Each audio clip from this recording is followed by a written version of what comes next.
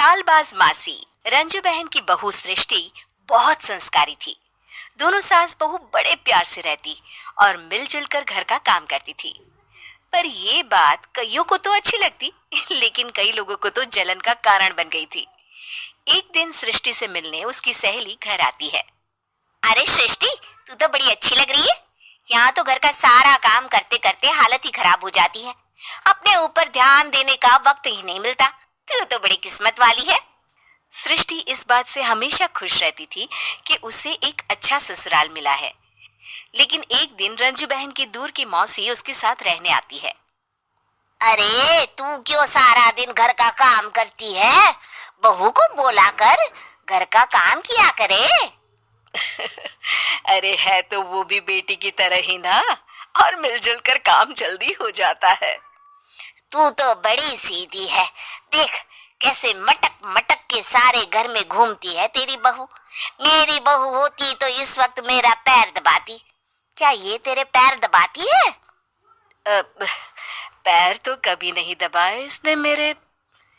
ये सुनकर रंजना मौसी समझ जाती है कि उसने अपना काम कर दिया। अब जल्दी सास बहू में जंग होगी। मौसी मुस्कुराती हुई वहां से निकल जाती है। एक दिन रंजना मौसी सृष्टि से कहती है, तुम्हारे कान के झुमके तो बड़े सुंदर लग रहे हैं। जरूर तुम्हारी सास ने दिए होंगे। नहीं नहीं मौसी, मेरी माँ ने दिए हैं। अच्छा, फिर तेरी सास मुझे क्यों कह रही थी कि ये झुमके उसने तुम्हें दिए हैं? उसे झूठ नहीं बोलना चाहिए था। वैसे तुम्हारी सास ये भी कह रही थी कि तुम्हें खाना बनाना नहीं आता, तभी उस बेचारी को सारा दिन तुम्हारे साथ काम करने के लिए किचन में लगना पड़ता है। ऐसी तो कोई बात नहीं है, मुझे खाना बनाना नहीं आता। अरे मैंने तो खुद उन्हें खाना बनाना सिखाया है मौसी। रंजना मौसी वहां से चली जाती हैं। किचन में सृष्टि खाना बना रही होती है कि तभी उसकी सास वहां आ जाती है और वो कहती है, आज मेरे पैर में बहुत दर्द है, खाना तू ही बना ले। और वैसे भी मैंने सुना है कि मुझे खाना बनाना तो तूने सिखाया है। हाँ माँ जी, सुना तो आपने सही है। वैसे मैंने भी बहुत कुछ सुना है, लेकिन क्या बोलूं। दोनों सास बहू को झगड़ते देख बाहर खड़ी रंजना मौसी मुस्कुराने लगती है। बड़ी आई थी प्यार से रहने वाली। इन्हें कोई बताए सास कभी माँ नहीं बन सकती और ना ही कभी बहू बेटी। शाम को रंजना मौसी सृष्टि को बुलाती है।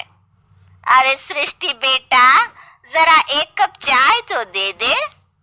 मौसी, चाय आप माँ जी से ही ले लीजिए, मैं किचन में पैर भी नहीं रखूंगी। वैसे भी मुझे कहाँ आता है चाय बनाना। तभी वहां रंजू आ जाती है। वो सृष्टि की बात सुन लेती है। हाँ हाँ बहू रानी, तुझे तो कुछ नहीं आता। रंजना, तो तू एक काम कर, तू ही चाय बना ले। और हाँ, सृष्टि को भी चाय दे देना। इसे क्या लगता है ये चाय नहीं बनाएगी तो क्या हम चाय नहीं पिएंगे? अरे हम पिएंगे भी और पिलाएंगे भी। रंजना मौसी थक कर उठती है। ठीक है रे रंजू दीदी, आप जैसा बोले। रंजना चाय बनाकर लाती है और सोफे पर बैठी सृष्टि और रंजू को चाय देती है। अच्छा, मैं थोड़ा मंदिर तक जा रही हूँ, रात में देर हो जाएगी आने में। रंजना देर रात घर आती है तो सृष्टि को आवाज लगाती है। अरे बहू रानी, कुछ खाने को तो दे दे, बहुत जोर से भूख लगी है। मैंने कोई खाना वाना नहीं बनाया मौसी। वैसे भी आपकी बहन तो कहती है ना कि मुझे खाना बनाना आता ही नहीं। हे भगवान, अब यह फिर से ना शुरू हो जाए। तभी वहां रंजू आ जाती है। रंजू, आज खाना तुम ही बना लो, और हाँ, थोड़ा खाना सृष्टि को भी दे देना, ताकि इसे भी पता चले कि हमारे यहाँ खाने का स्वाद क्या होता है। रंजना बेचारी किचन में जाकर पूरे घर का खाना बनाती है।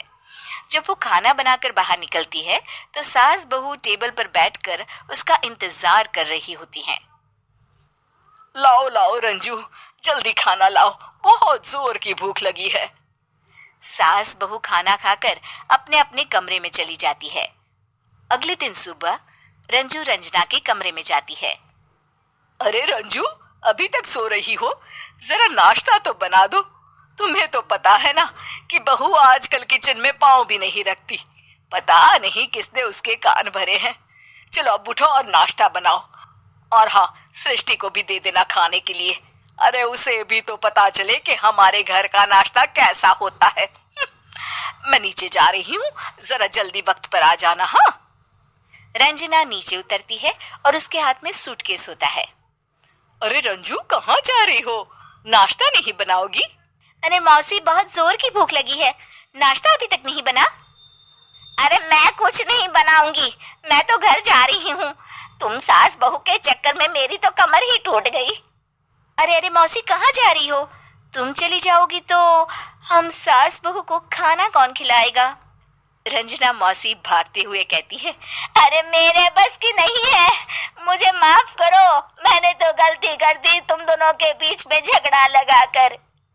रंजना मौसी के जाने के बाद रंजू सृष्टि से कहती है, बढ़िया आई थी हमारे बीच लड़ाई लगवाने वाली। अरे कौन कहता है कि सास माँ और बहू बेटी नहीं बन सकती? सही कह रही है माँ, अगर ऐसे भड़काने वाले लोगों से दूर रहा जाए तो हर सास माँ और हर बहू बेटी बन सकती है। लाइक, कमेंट, शेयर और सब्सक्राइब जरूर करें।